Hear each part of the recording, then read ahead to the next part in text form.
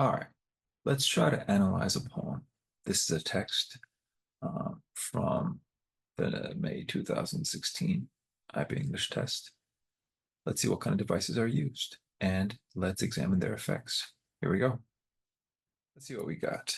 So the poem is called I Am the People, the Mob. All right. All right, so right away, what do we notice? Well, the poem is by this author named Carl Sandburg. And we get this kind of interesting, I guess you could say imagery. Yeah, mob, crowd, the mass. So different synonyms, to encapsulate this kind of, herd of people. Now, what is this? What kind of effect does this create? I guess there's something to be said for, well, spoiler alert, this is a poem about the working class. So the fact that these folks constitute the majority, and that mm, and that their presence is significant, I believe mm, that's the essential aspect of this poem. Let's see how the poem unfolds here. Do you know that all the great work of the world is done through me? So what do we have here? An instance of rhetorical question. I'm not really expecting an answer. What's really implied here is that you need to recognize all the great work being done through me. So there's a longing for recognition that's implied here. Longing for recognition, the desire to receive credit, and the fact that, at least in the narrator's mind, that the working class is not receiving that credit. And then we see an instance of enumeration. I am the working man, the inventor, and the maker of the world's food and supplies. So food and clothes. So when I see these things, which are so essential to human living, and these different, professions that are enumerated,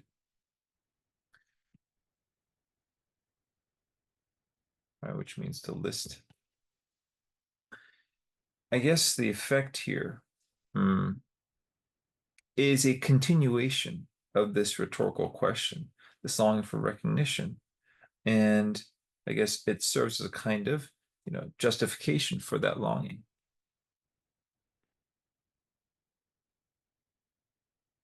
For the longing or yearning to be acknowledged and recognized. Okay, let's see what else we got. Now, I'm the audience that witnesses history. The Napoleons come from me and the Lincolns. All right, let's see what we have here in the footnotes. So we know, obviously, Napoleon Bonaparte and President Abraham Lincoln. So the mentioning of these people coming from humble origins, right? Working class, humble beginnings, humble origins.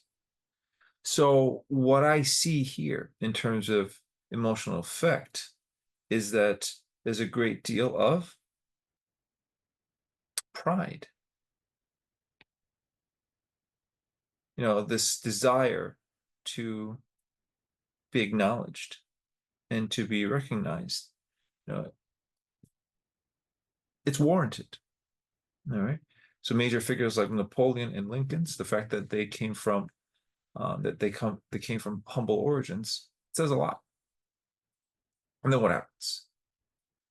They die, and then I send forth more Napoleons and Lincolns. So there's a sense of, continuation in terms of the working class's ability to persistently, constantly produce people who make valuable contributions to society. Now, we get an instance of imagery here. I'm the seed ground. Okay, seed ground. Sign of fertility, fertile ground. Okay, let's see how this is elaborated on. I'm a prairie, right? So large stretch of fertile land, right? So we can imagine a lot of grass that will stand for much pine. Now, what I would deem important here is the phrase stand for. So stand for, tolerate, deal with, put up with. And this, the tone that gets established here is one of a bit of melancholy predicated on abuse. Melancholy that stemming from abuse. The plowing here, right? Obviously a farming activity, but when you plow the ground, it doesn't really look pretty, right? So I would say that imagery serves to encapsulate the kind of abuse that the working class is having to tolerate. Now, there's more imagery. Now we have some natural phenomena, terrible storms. Okay, pass over me. Now, we see this phrase here, I forget, constantly coming up. It functions as a kind of refrain, like of a song. Now, let's see how this I forget keeps on coming up in what context. So the first one, this is the first I forget. It's mentioned after the storm passing over the narrator. And then, so obviously a storm. Could a storm wreak havoc? Of course. And then what's mentioned? The best of me is sucked out and wasted. So the best of the working class is sucked out, and look at the word wasted. So perhaps a lot of their, energy is not expended in productive ways, or perhaps in ways that, they truly want. And he forgets. What else is mentioned? Everything but death comes to me. Everything but death. So everything comes to me. This everything is probably not a positive. Everything but death. Of course, there's a saying, that which does not kill you makes you stronger. That's putting a positive spin on the kind of pain that you tolerate that, is very close to causing death. But in this instance, I don't think, I think it's trying to capture the fact that this extreme degree, the severe abuse, is something that the working class is having to tolerate. Makes me work and give up what I have. So it makes me work, give up what I have. I'd say the important phrase here is give up. Relinquishing, being resigned to a situation that preferably you don't want to be in. And the fact that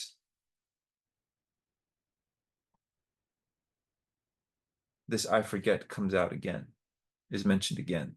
What does that serve to do? Let's see how this effect culminates. There's another line. So the I forget, so that we have once, twice, thrice, and we have the fourth one here. Okay, now let's look at this line. Sometimes I growl, shake myself, and spatter a few red drops for history to remember. Okay, so growling. To me signals a kind of, aggression, right?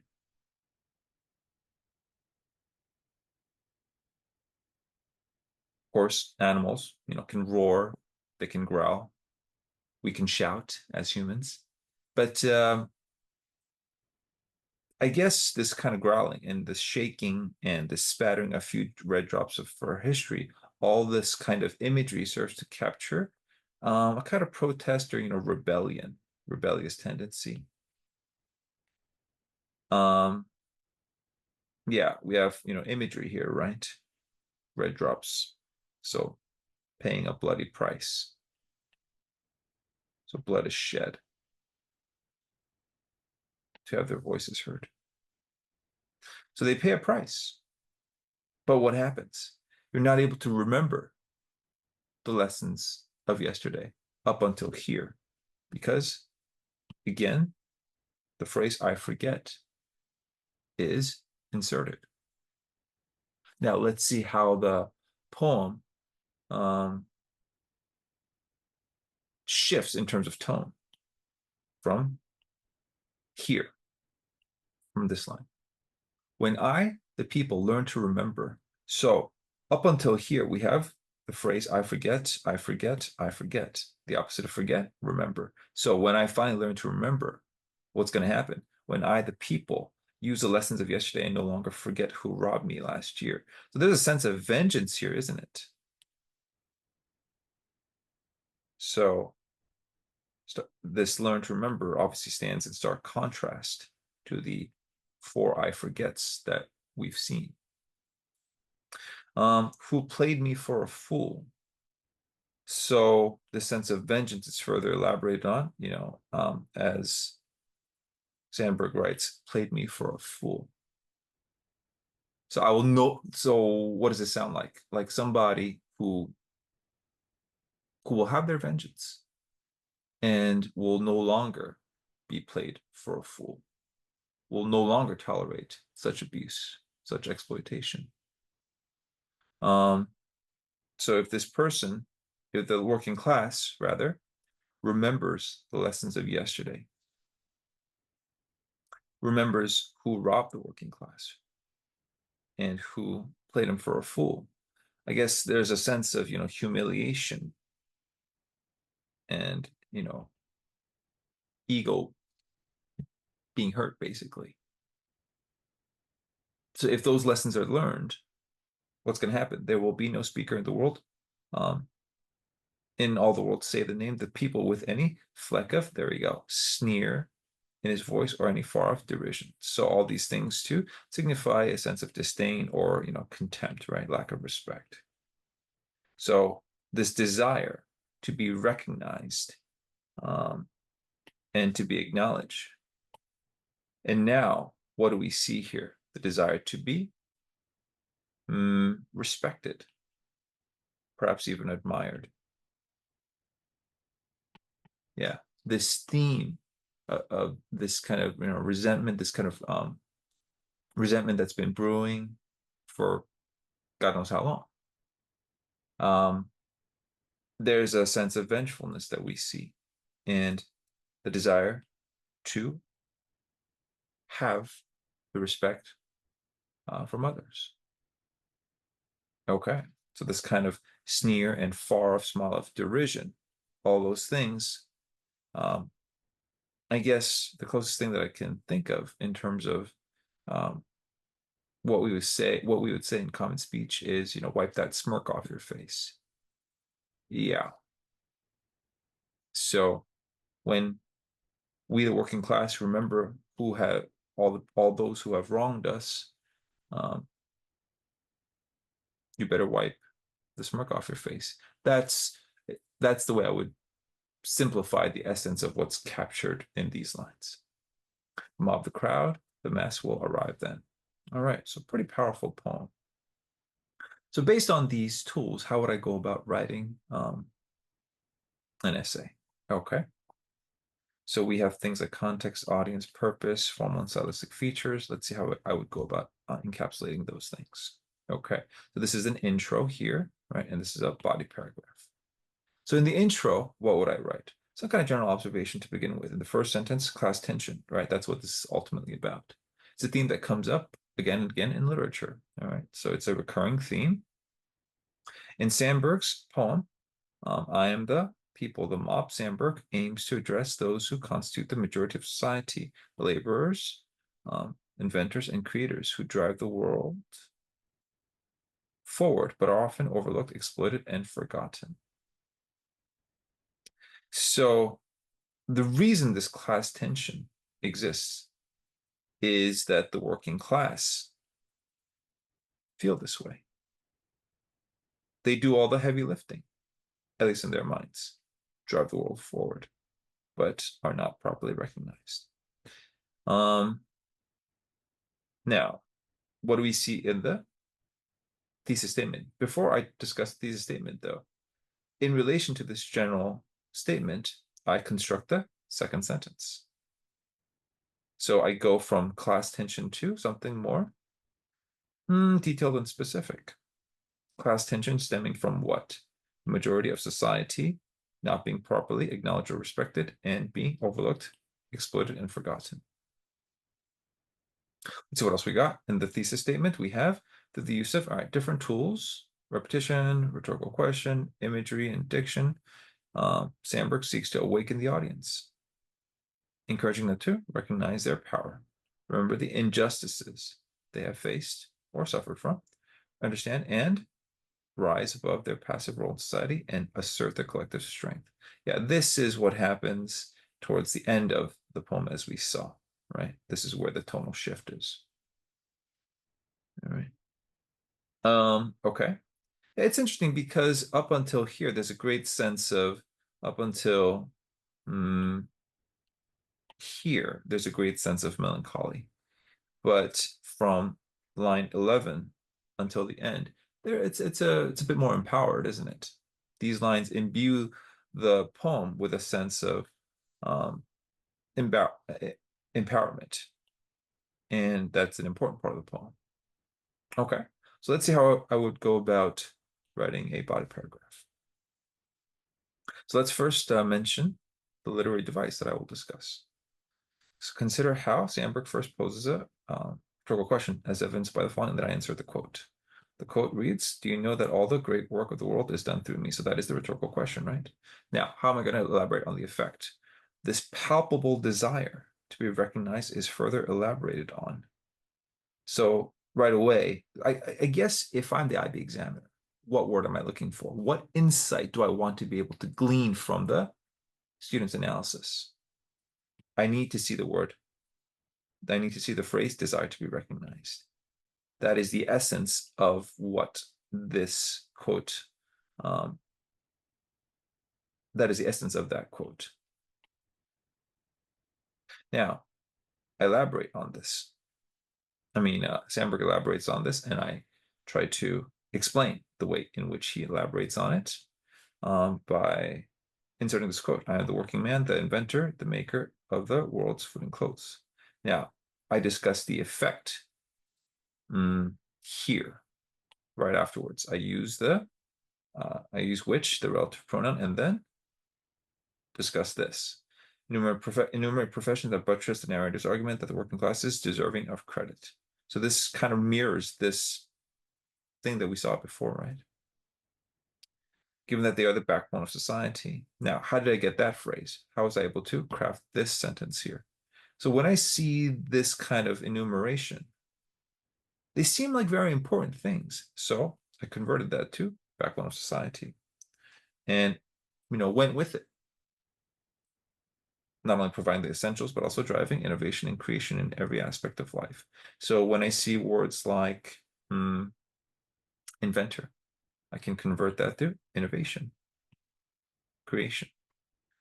Every aspect of life. What's a key aspect of life? Essentials, right? The essentials. So, being able to convert words and phrases from the original quote, that is a very important skill.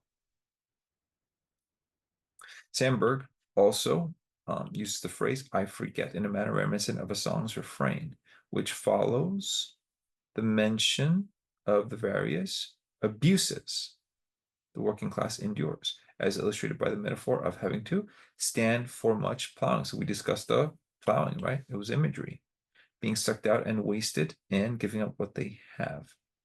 So all these things are first mentioned, and then the phrase "I forget" is seen. So what's the effect? When Sandburg writes, "Sometimes I growl, shake myself, and spatter a few red drops, for I should remember." Now, how can I encapsulate the effect here?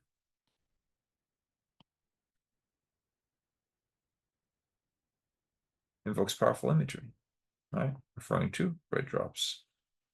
that suggests the working class occasionally rise up in protest. Okay, rise up in protest, leaving a mark on history. So the mark, what does that mark remind you of? Red drops, right? Yeah, like a blood stain. It lasts on history through their sacrifices. Okay. Now, the uprising is fleeting. Why? Why can we say that it's fleeting? Because the phrase or the refrain, I forget, is what comes after. And what does that imply? A return to the state of, and then this kind of less empowered state, right? Resignation and loss of collective memory. Collective memory. The memory of the mob, the mass. What else? The crowd, the people, the working class. Okay. In this fashion, now let's write a closing statement. Sandburg uses rhetorical questions. I'm going to list the different literary devices that I analyzed here. And how can I sum everything up?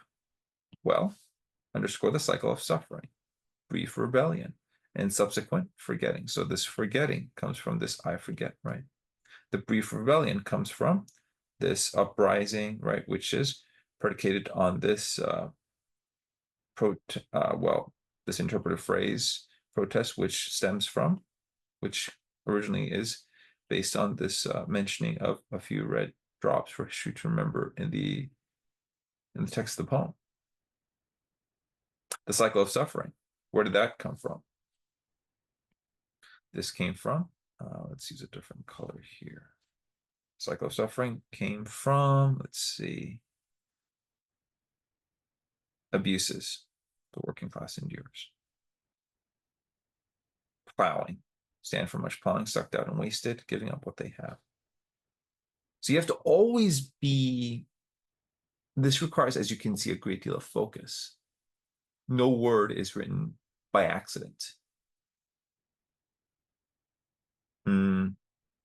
That's the level of sustained focus that IB cares about a lot. Okay. So let's read this again. In this fashion, Sandburg uses rhetorical question, imagery, and repetition to underscore the cycle of suffering, brief rebellion, and subsequent forgetting, thus bringing to light the tragedy of the working classes' struggle for recognition and justice. All right, so that's the closing statement that I would write. All right. So as you can see, a lot of work, a lot of critical thinking goes into writing an effective essay. All right. So that is a very important aspect of IB education. So hopefully these are the things that we can talk about and discuss in great detail as we conduct our classes.